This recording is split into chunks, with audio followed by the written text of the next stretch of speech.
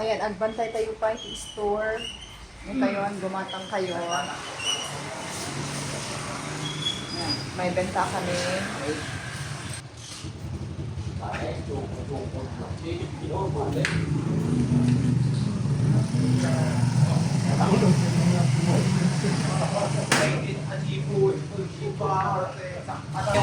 Konti lang yung stock namin. Ito yung mga frozen.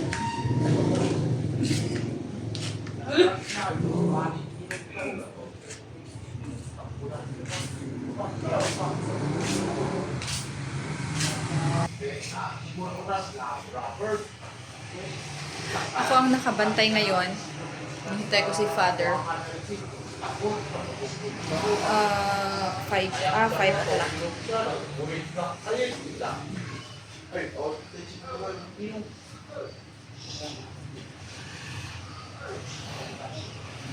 Okay naman ang magbantay, kaya lang nakaka-boring.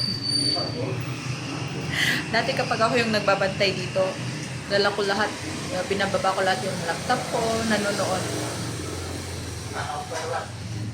Yan, kasi kapag mga around 5:30 to 6, 7, gano'n, yan na, busy days na siya, busy time. Gano'n. Pero yung mga in-between, yun yung preparation na, maghintay ka na ng customer. Hindi namin siya nilagyan ng sari-sari kasi meron kaming yung hipag ko sa kabila. Grocery, mini grocery.